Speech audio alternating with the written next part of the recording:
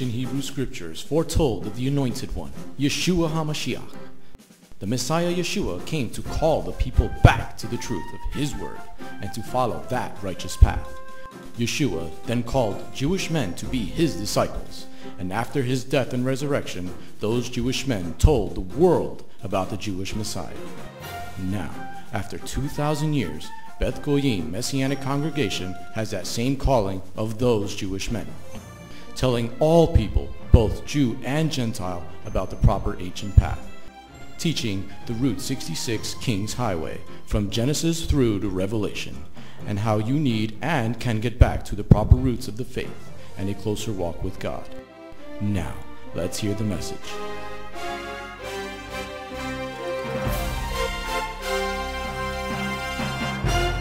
Let's go get a blessing. Turn to the book of Shemot, Exodus chapter 7.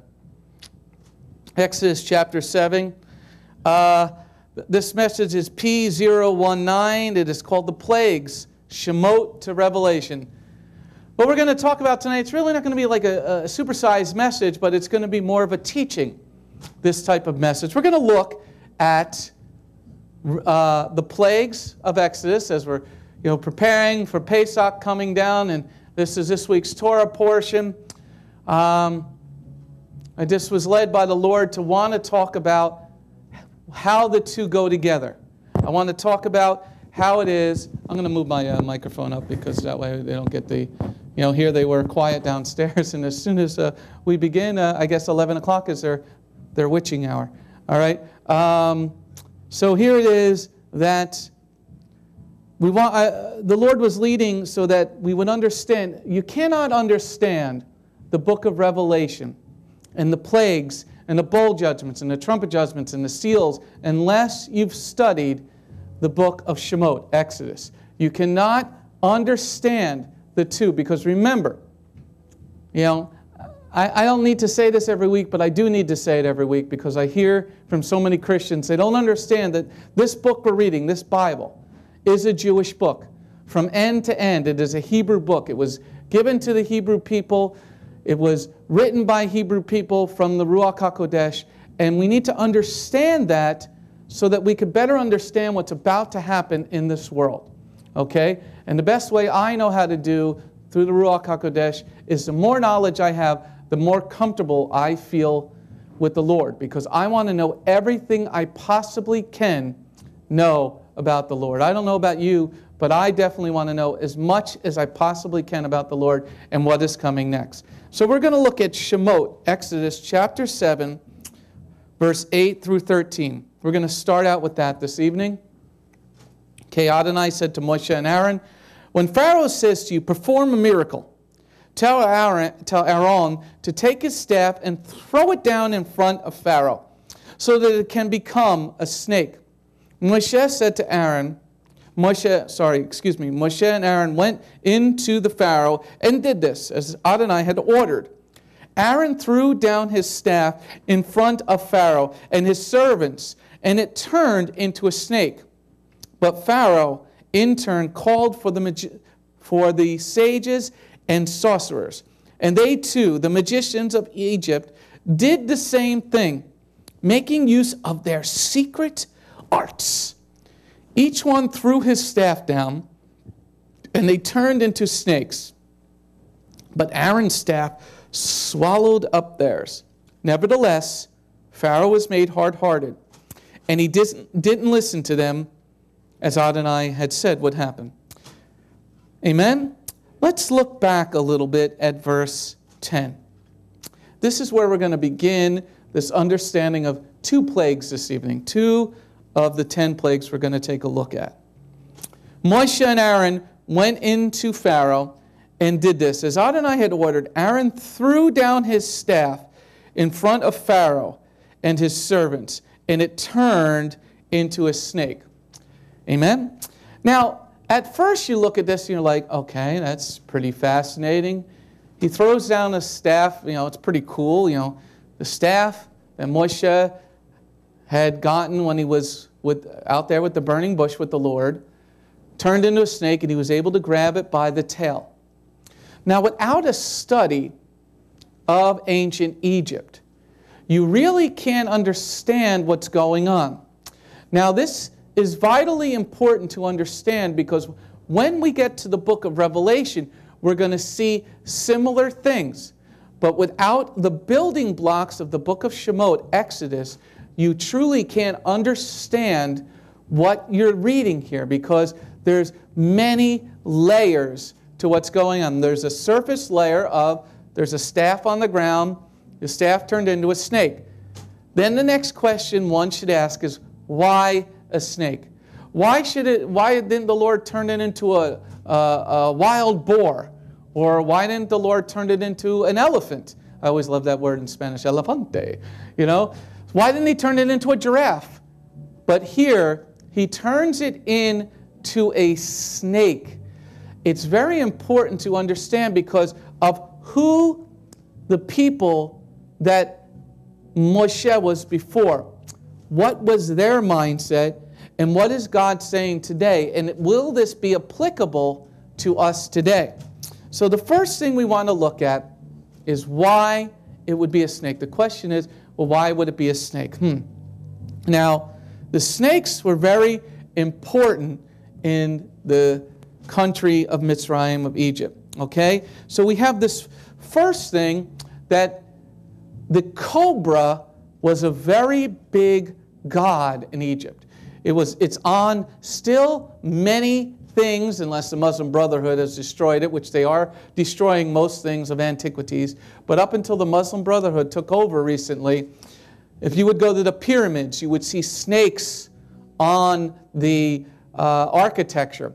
If you would go to the Egyptian Museum before they destroyed the museum recently, there was a lot of things with cobras on them, a lot of things with snakes on them. So here, Moshe, or Aaron, threw down the staff of Moshe, and it turned into a snake. Now, cobra was a very big thing in Egypt, okay? It's also on the tomb of King Tut, okay? The King Tut tomb had a big cobra it was ready to strike. So here's one thing. Now, the other thing about why this very first thing that occurred, this very first miracle that the Lord did was this snake. There was 9 other gods. 9. I want you to count them. 9. 1, 2, 3, 4, 5, 6, 7, 8, 9. 9 gods that had the snake as a representation of who they were. Okay? You had a god that was Amunet, which had hidden power. Another god of Apophis, which was a god of the underworld, of chaos. The god Atom was the creator god. He was a snake. There was Hauhet, which is very important for this. Hauhet, this was a god of floods, because the Egyptians needed the floods each and every year so that the Nile would overflow its banks and spread the water out. So they prayed a lot to this particular god, the god of Hauhet, which was the god of floods. Then there was another god, Kauket, which is the god of darkness. Menhen, which is the protector of Ra. And another god of water, Naunet, which was a god of water.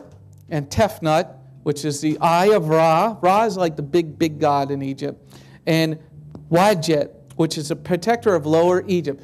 These were 9 major gods in all of Egypt. So when Moshe and Aaron, they throw the staff down and it turns into a snake, it doesn't just turn into a snake, it is enabled to eat the other snakes.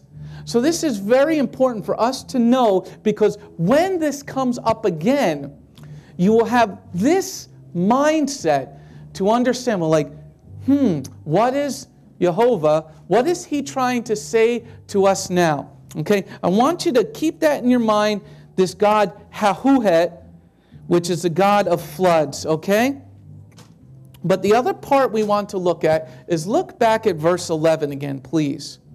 But Pharaoh in turn called for the sages and sorcerers, and they too, the magicians of Egypt, did the same thing, making use of their secret arts.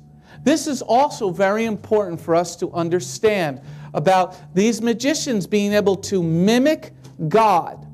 Okay? Jehovah does something through his servant, his shamash and his shamashim, Moshe and Aharon. They throw the staff down, it turns into a snake. But then these magicians, these sorcerers, also in turn throw their staffs down, and the Lord allows them to turn it into a snake. So this sorcery is going hand in hand against God to give the people a choice.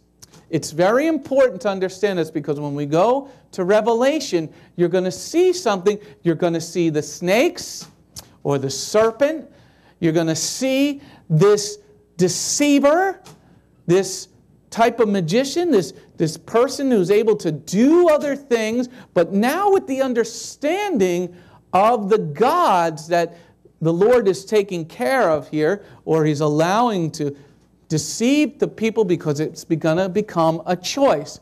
Especially in the book of Revelation, when everything is going crazy, you're not being raptured out of here, you're going to have to go through it, okay? So what is best, that's taught through Beth Goyim, is that the best way to know that, to have to go through this, is to have enough information to be able to be set and ready for what is happening next. Okay? So that you can prepare your own heart. It's sort of like, next week we have the Super Bowl here in America. It's the biggest holiday of America. The most beer is going to be sold. The most wings are going to be sold. People are going to, they sit down. It's the highest rated television show everywhere. But the two teams that are going to be playing in that game, the New York Giants, who are going to win, and the New England Patriots are going to lose, but they're both preparing to win the game. So here, we are on one team. We're on God's team.